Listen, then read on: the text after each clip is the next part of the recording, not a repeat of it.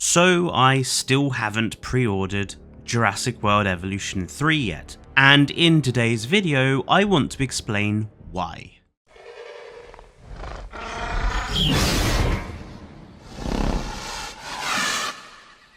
Welcome back to the channel. So Jurassic World Evolution 3 has been on pre-order sale now for quite a few weeks, and I know a lot of folks have already pre-ordered, excited for what's been shown so far. But I've been holding off because at the moment Jurassic World Evolution 3 still hasn't answered some questions I have, and so far has only shown off things I'm not that interested in. So in this video I'm going to explain my hesitation and what I want to see before I pre-order.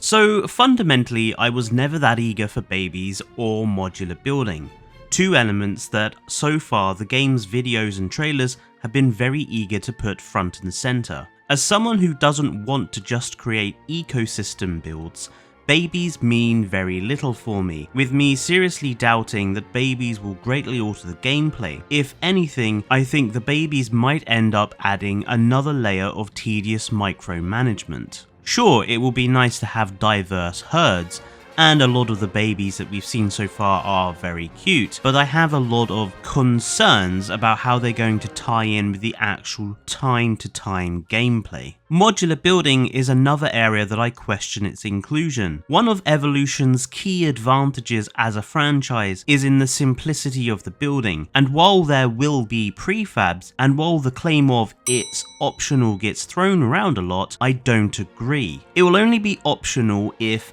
A, plenty of prefabs are included, and I mean a substantial number, and B, that new updates or DLCs add to that list of prefabs and don't just add building pieces for the modular building. It's worth noting that the pre-order DLC includes pieces and blueprints, and if workshop blueprints use them and you don't have the DLC, it will be a broken blueprint for you. Modular building adds a lot of questions which we need answers to. Speaking of,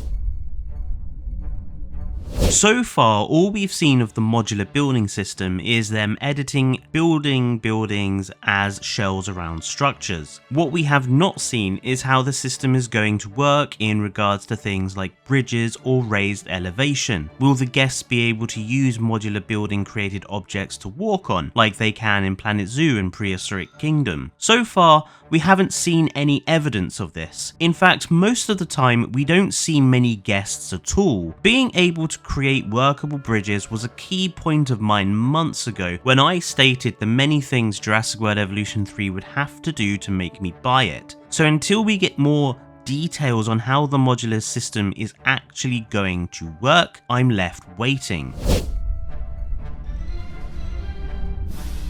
One of Jurassic World Evolution's major limitations for both the first and second games was the way they didn't really have the level of management expected in a game like this, or matching the level of management that Planet Zoo and Planet Coaster have. We know that scientists are still in the game, so the question really is, has the scientist system been expanded and updated to make it less shallow and less tedious? Do we have greater controls over the park's economy? Is the management there for those who want to play the game as a management game? Given that Frontier want to call these park management titles, the management has to be there, and I won't apologise for wanting it. I know some folks want more simplicity, but personally I would prefer the option for more complexity, which is the standard for management style games.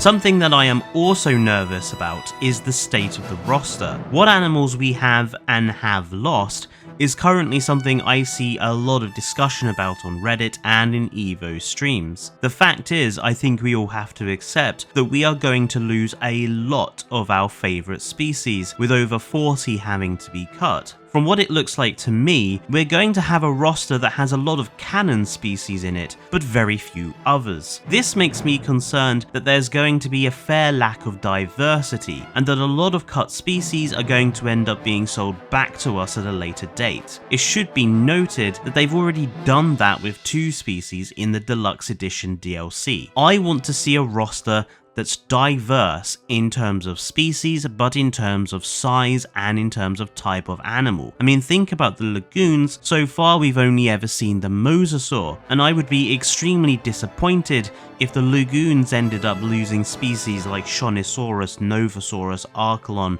and others.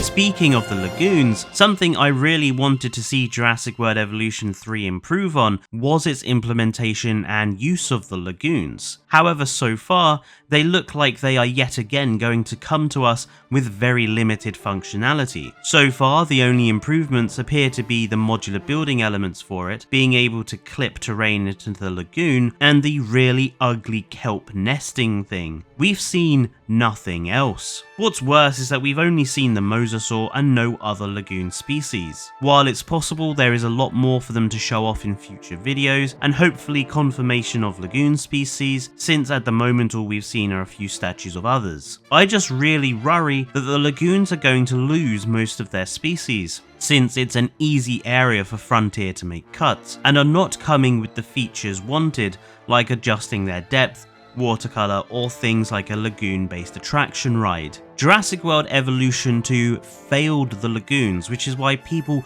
rarely use them. I don't want to see that happen again with Evolution 3. Something I do want to explain is that I can see certain folks already leaving comments about, oh, you don't like anything Frontier does, or why can't you just be happy it's a new game? Well, before those people flip their lids, let me just explain that I do actually think Jurassic World Evolution 3 is looking like a game with a lot of potential. Unlike Jurassic World Evolution 2, which always seemed like a side grade, Evolution 3 does have a huge amount of potential with its currently shown off elements. And while I don't really care about the babies or the modular building as much as selling points for me, they are significant additions to the game. And the babies do add some visual interest, including the sexual dimorphism. I do hope that when I go to the September event that Frontier are doing, that some of the concerns I have about the systems will be less concerning. I do also really like all of the new species we've seen so far, with the Lokiceratops probably being my favourite. The last thing that I do want to mention is that I feel we really are missing these long Jurassic World Evolution streams that we got with JWE2. JWE3 seems to be relying on website posts and feature focus videos, with monthly streams just reiterating stuff we've already seen. I do think that losing the streams that focused on it, and with them not making longer duration videos like they did with Planet Coaster 2, I feel we're not really getting all the information we could do at the moment. Just a thought. So that was me explaining why I haven't pre-ordered yet, and what concerns I still have. Let me know in the comments if you've pre-ordered already, and if you did, what was it that convinced you? Don't forget to like the video and subscribe if you're new to the channel, and I'll see you next time. Until then, stay safe, and goodbye.